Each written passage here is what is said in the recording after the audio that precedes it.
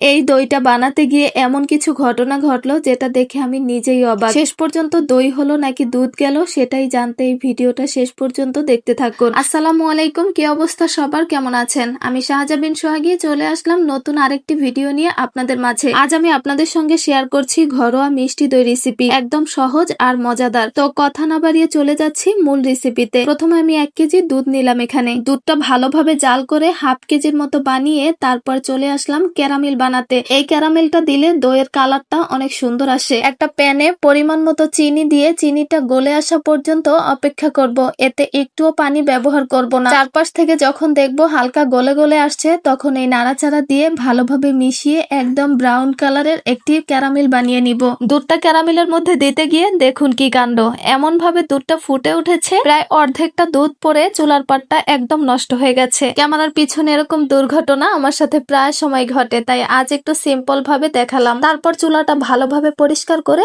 আবার ফিরে এলাম। এবার দুধটা নামিয়ে ভালোভাবে নেড়ে চেড়ে ঠান্ডা করে নিব।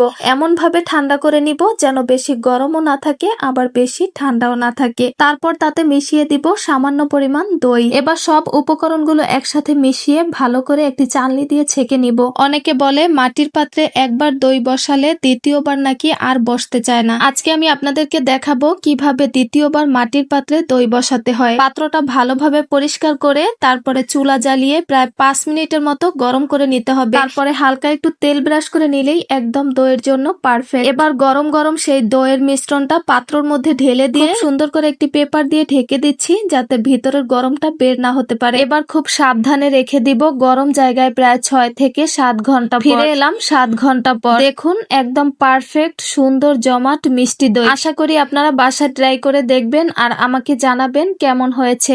ধন্যবাদ সবাইকে।